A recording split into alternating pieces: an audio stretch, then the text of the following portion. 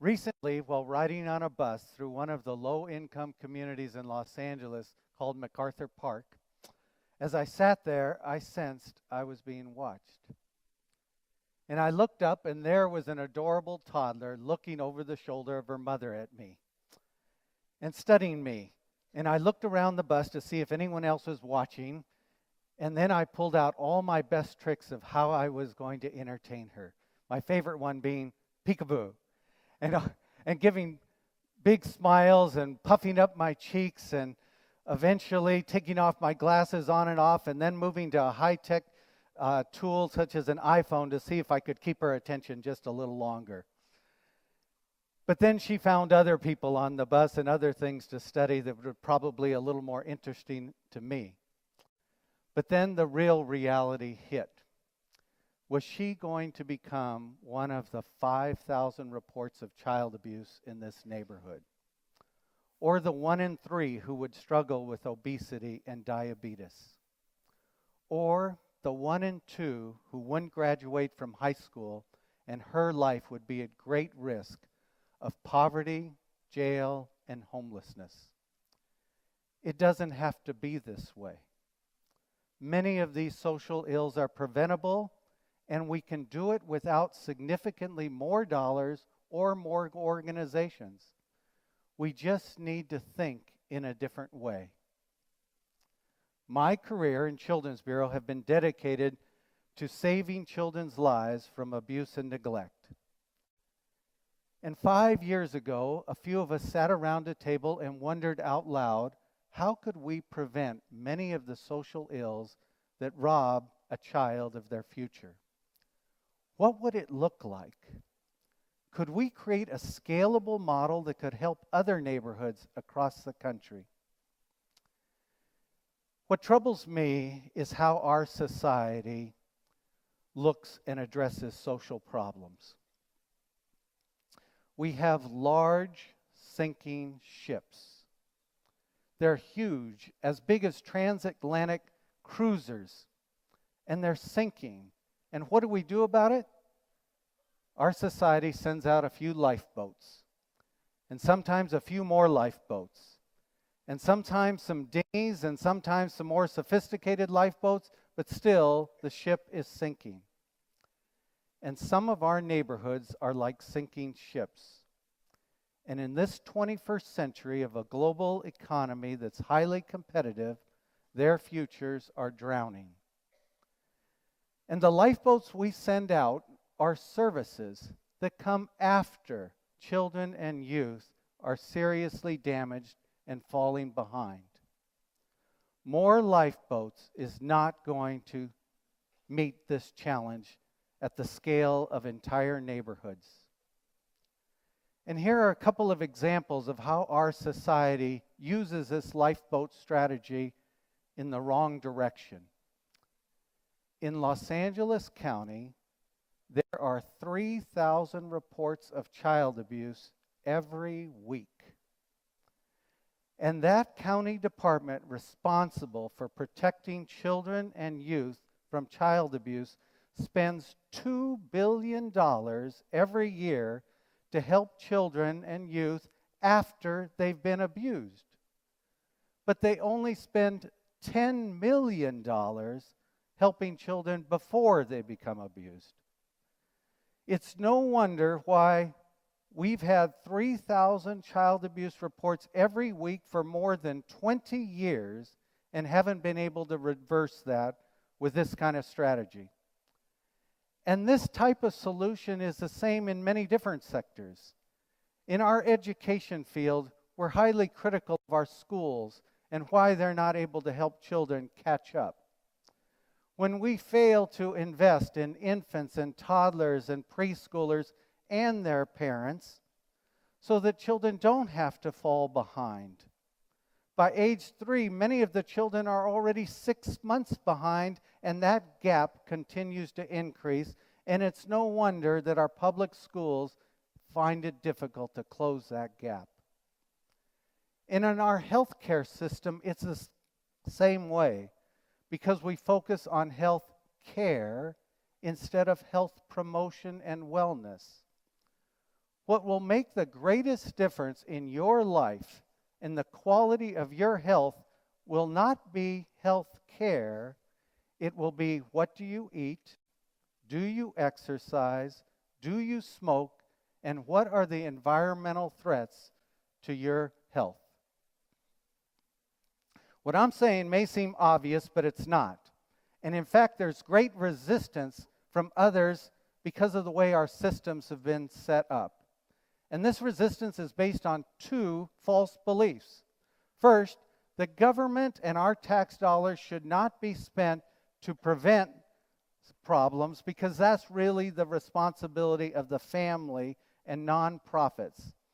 But government fails to recognize that our tax dollars and our government end up having to clean up the situation at a high cost, and candidly, many of these problems cannot be cleaned up.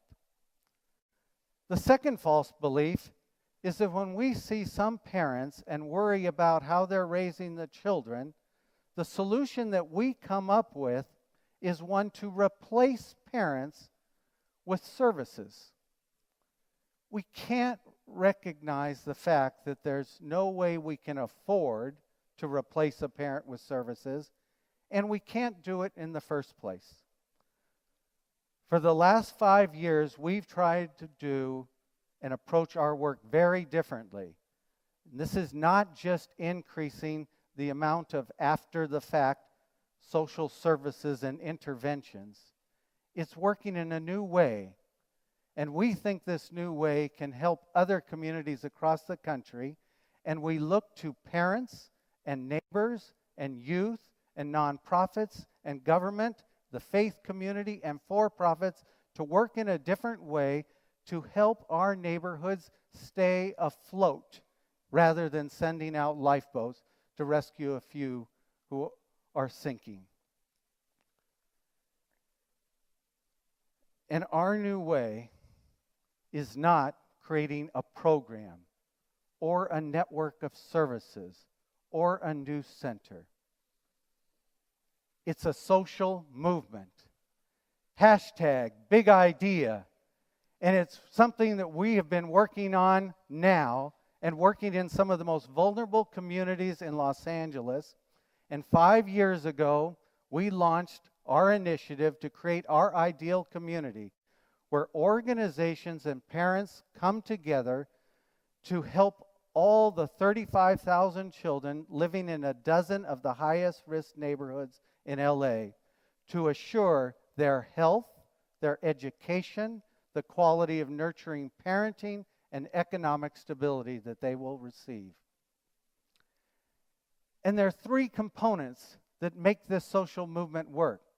First, organizations behaving in a different kind of way.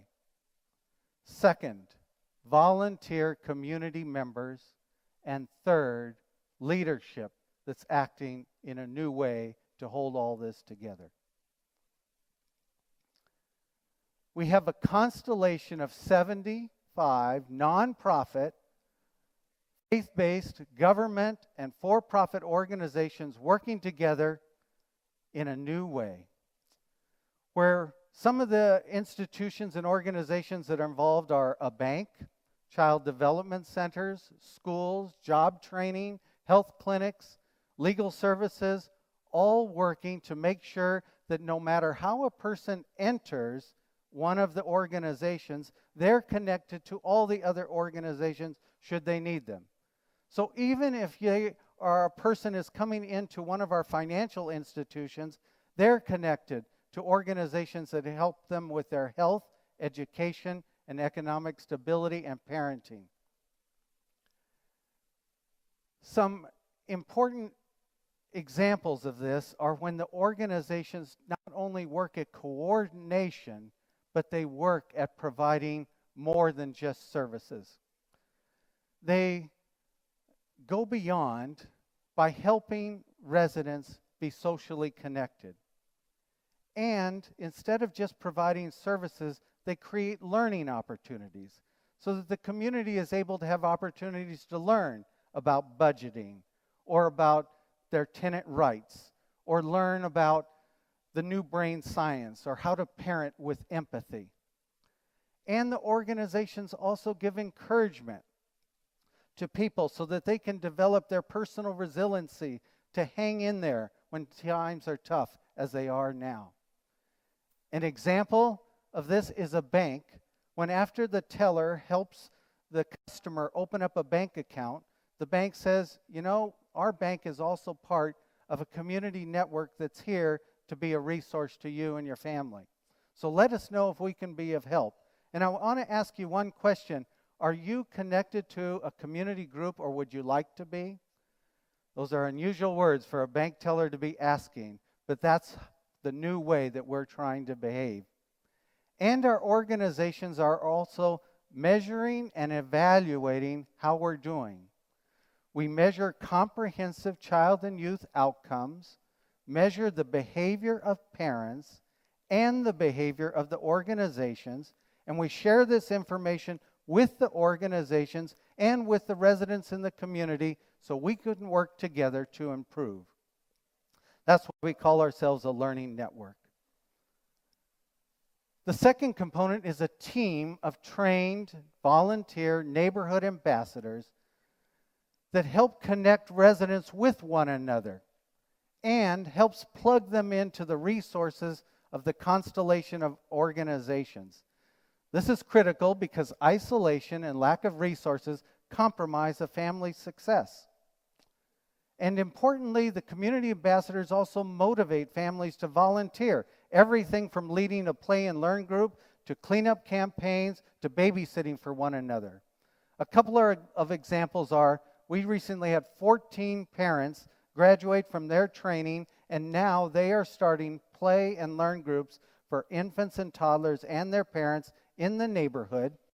And what's more, they're not just leading these groups, they're recruiting families to participate in them. And Rebecca is another example. She has 3 children living in a difficult marriage. She's overwhelmed. And one of the neighborhood community ambassadors knew of her situation, invited her to participate in opportunities to learn in some of the organizations where she learned about parenting, family practices, learned how to create a social support system for herself, learned the importance of having a positive attitude. With that, she rebuilt her family, strengthened it, and today she is now a neighborhood ambassador helping other families. And the third component is a new kind of leadership. Not the old kind of leadership that's based on ego. Did you know that almost anything can be accomplished if an individual's ego and an organization's ego doesn't get in the way? And this old kind of leadership of top-down control, and the old kind of leadership that focuses on solving social problems by just trying to come up with more money that will help someone solve the social problems in their neighborhood, but is not scalable to other neighborhoods. The new kind of leadership looks at synergy. It looks for better alignment of what we have. It looks to be a catalyst for cultural and systems changes. That's what Children's Bureau is doing as the backbone to the Magnolia Community Initiative that I've been speaking about. And we're doing this in partnership with 3 other organizations. Here's how this social movement looks. Here we have the neighborhood of 500 blocks, a dozen neighborhoods there, 35,000 children, and 100,000 people in population, one of the most densely populated neighborhoods in the entire country. And we have multiple hubs in the community that allow families to more easily access them. One of the hubs is a Catholic parish that has 10,000 parishioners. Another is an elementary school and family centers. Then we have the 75 organizations that are distributed throughout the neighborhoods, helping to connect people in new ways and provide learning opportunities as well as services. Then we're connected to 100 community groups that are already in existence, working to improve the community, as well as these community groups can tell others about the existence of the community initiative to be a resource for them. And then we want to have 500 neighborhood ambassadors that are volunteering on every block of the 500 blocks. Today we have 50, but we're working to grow those to more. Then we have the families themselves that help create the social movement. This is how we create a social movement to ensure that our vulnerable neighborhoods are buoyant and staying afloat instead of using a solution where we are going to have to send out more lifeboats. Yes, this is ambitious. In this era of limited government dollars and limited philanthropy, it's also essential. And you can help by asking disruptive questions in your community. Here are the questions you can ask. Are we just sending out more lifeboats? Is there a way to help the passengers on the ship repair their ship? Can we find new ways to help neighborhoods that are vulnerable stay afloat instead of just sending out more lifeboats? The work of the Magnolia Community Initiative is being felt across this country, with 7 other cities taking some of the learning and replicating that into their own practice to better their communities. With your help, by asking disruptive questions, we can lift entire neighborhoods and their children and youth out of danger and into success. Thank you very much.